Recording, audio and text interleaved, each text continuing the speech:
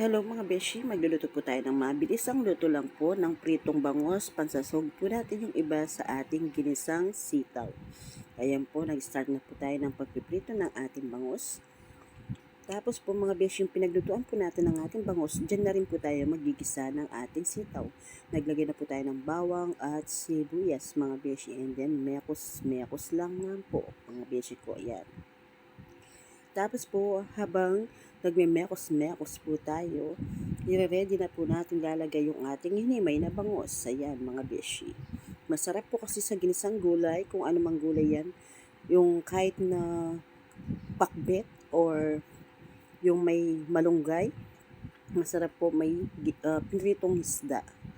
Ayan mga beshi, tapos ayan, lalagay na po natin yung ating bagong pitas na biniling sitaw mga beshi. Ayan.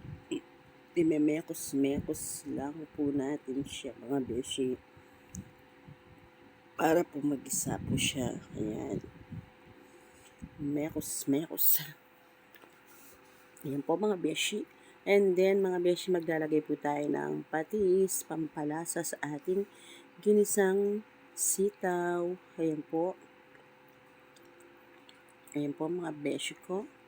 And then mga beshi, magtatakip po muna tayo sa ating sitaw para po lumambot. And then mga beshi, ayan po, magre-ready na po tayong paglalagay ng tubig para lumambot po ng gusto yung ating ginisang sitaw na may sahog na hinimay na bangos. Ayan mga beshi, konti na lang pong minuto is ipe-plating na po natin yung ating ginisang sitaw na may halos natutong na po yung ating pinritong bangos na iba.